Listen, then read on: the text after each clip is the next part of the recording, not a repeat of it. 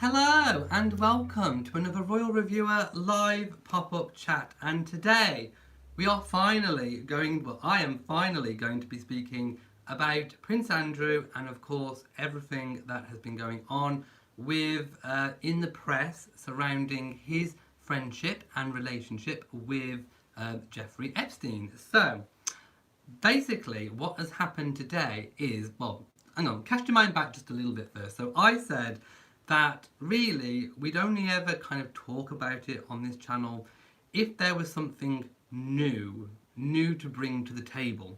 And what's happened kind of in the past, there's been lots of talk, kind of, dredging up lots of things that have already been released to the press, things that have gone on.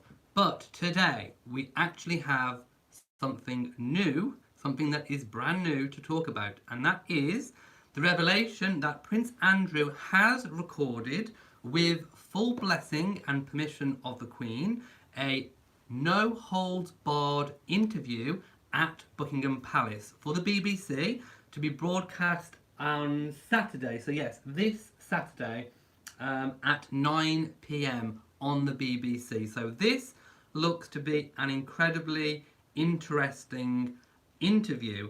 It is hailed as a no holds barred, no questions vetted interview with the BBC's Emily Maitlis at Buckingham Palace, and there will be questions about his relationship with Jeffrey Epstein, and it is a Newsnight special.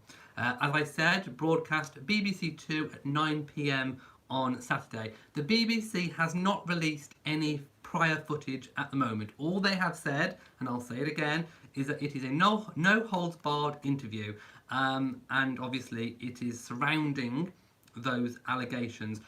We do not know at this point what he said, what the questions were. I just think it is most definitely one to watch. It was filmed at Buckingham Palace, which is a further sign, obviously, that Her Majesty has given approval to him doing this interview. She would not have allowed him to give this interview at Buckingham Palace if she didn't agree to it. So it was filmed in the South Drawing Room, otherwise known as the Blue Drawing Room, but at Buckingham Palace. And I'm just going through that. Yeah, there doesn't seem to be any whatsoever information about what the questions were. Like I say, I think it's just most definitely one to watch. There is kind of one photograph that the BBC have released of Andrew being interviewed in that drawing room, but apart from that, we can't actually see anything else. So that is the news as we know it at this moment about that story. So I'm going to go and find the chat room, and because I want to see what people are saying about it. So let me just make sure my sound is off. There we go. Right, let me just see now. I can see lots of people that are in the room. Hello to everybody. I hope you've all had a really amazing day. Maggie says, Her Majesty is wise for letting Prince Andrew tell his side of the story. It is important that he speaks on the topic. Well, I think he's probably felt like that too. And just like kind of with, do you remember when Harry released that statement and he said that, the decision, or rather, the decision to take legal action against the media was long in the making. So what they like to do before they kind of speak out or get involved with anything that's of a legal matter, they like to get all the information and basically get the go-ahead to do so. So probably Prince Andrew has probably wanted to speak on this probably since it happened, but he's probably been waiting for the all clear to do so, which is what I think we're probably seeing now. Tonya says, finally, he's speaking about it. I assure you he will plead his innocence. We don't know. That is the point. We do not know until we watch it. Velma says, I just hope he told the truth and the whole truth and nothing but the truth. Okay, the interviewer will not make him swear on the Bible. I think that is probably pretty safe to say. But hey, I agree with you. I do hope that he has told the truth. Darlene says, thanks, I appreciate the breaking news because I never hear anything in real time. Camino says, I thought they don't give interviews. Of course they do. Diana gave interview, Charles gives. It's the Queen that doesn't typically give an interview. And she hasn't. She's kind of been in like a documentary type style, but she has never given a direct interview. She's always, anything she's appeared in has been more of a conversation rather than a sit down interview, if you get me. Winnie says, I imagine lots will be tuning in. I live in Canada, so we'll have to wait for your report. Of course, I will let you know. Louise says, finally, but he has been groomed as what to answer. I cannot comment or speculate on that. Betty says, at last we'll get his side of the story. We will most definitely get his side of the story. That's one thing we can most definitely say. Tammy says, I suspect his idea is to clear the air before Princess Beatrice's wedding and all the extra attention on his family. Could be many reasons, and that most certainly could be one of them. Miranda says, it's not like he's going on TV to admit to being the P word. I've got to be careful what I say on YouTube. But yes, of course he's going to plead innocent. Camino says, then they should give Harry and Meghan a break. If you can hear anything in the background, it's the phone ringing. It'll cut off in a moment. Rosa says, hello, Elliot. Hello to you too. So that's kind of all we know at the moment, to be honest. So we're going to have to wait and see. We are going to have to wait and see what happens on Saturday, 9 p.m. on the BBC. Now, I'm going to move swiftly on to my second story, which is actually about Donald Trump. And that is that he will visit the UK ahead of our UK election on the 13th of December, I do believe that is, to meet the Queen at Buckingham Palace. The White House has confirmed.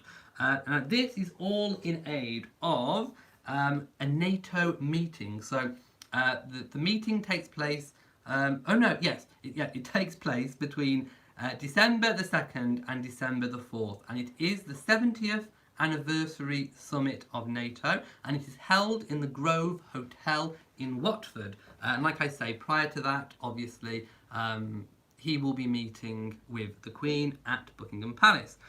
So that is in less than 3 weeks' time for his third visit to the UK in just over a year. The White House has revealed today. And I do believe that Melania will be accompanying him, as well as obviously all of the typical entourage that he usually brings with him. He will be received formally by the Queen at Buckingham Palace, although this is not like a full state visit, a full state occasion like what he received previously. This is just kind of from head of state to head of state, just to receive him. And I think he'll be very happy because previously he has heaped so much praise on the Queen. I think he said that he thought she was a wonderful lady and all the rest of it. You know what he said. So I think he will be, very, very happy to be meeting with the Queen again. So again, he'll be meeting all the other members of NATO. And I don't believe there is any other information about the upcoming visit. That is all we know. The White House statement does say, 70 years after its founding, NATO remains the most successful alliance in history, guaranteeing the security, prosperity and freedom of its members. President Trump looks forward to meeting with the other NATO heads of state and government to review the alliance's unprecedented progress on burden sharing, including adding more than $100 billion in new defence spending since 2016. The President will also emphasise the need for the NATO alliance to ensure its readiness for the threats of tomorrow, including those emanating from cyberspace, those affecting our critical infrastructure and telecommunications networks, and those posed by terrorism. So there we go. And obviously this visit is just 10 days before the UK's general election. So there you go. There will be a visit and he will be meeting the Queen. Let's just go and see what people are saying. Let's just have a little peek.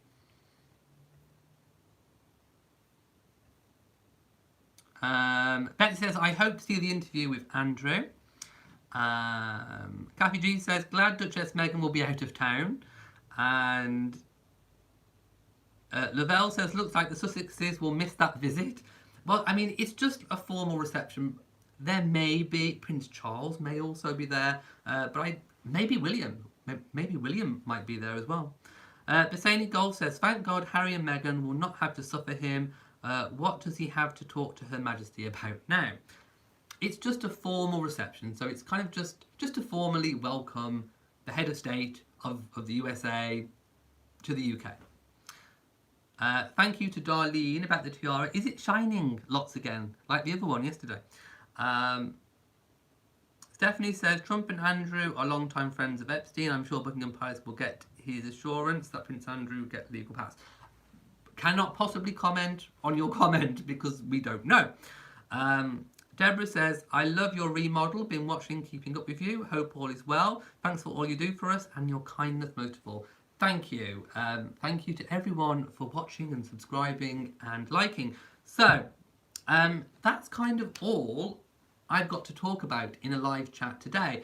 Like I said, it was just a very brief kind of letting you know that the Andrew interview, the Duke of York interview, is taking place, just so you know, if you're able to kind of watch it anywhere, you can. And also, I will be doing my review on that as well. And obviously, I wanted to inform you, if you didn't know, about the Queen meeting President Trump for the NATO 70th visit, which will be taking place on, I have to keep looking at the dates, December the 2nd to the 4th. So there we go. Right, I'm going to go now. It's a really quick video. I'm trying to be a bit more quick and punchy with the videos because I know most people don't have a lot of time to watch these videos. So we'll try this for a while and see how it goes. So if you have enjoyed this video, please give it a big old thumbs up. Don't forget to share on social media, and also do hit that bell so that you know whenever I upload a new video. Make sure you are subscribed as well. So from me in Shropshire, mwah to you all, and goodbye.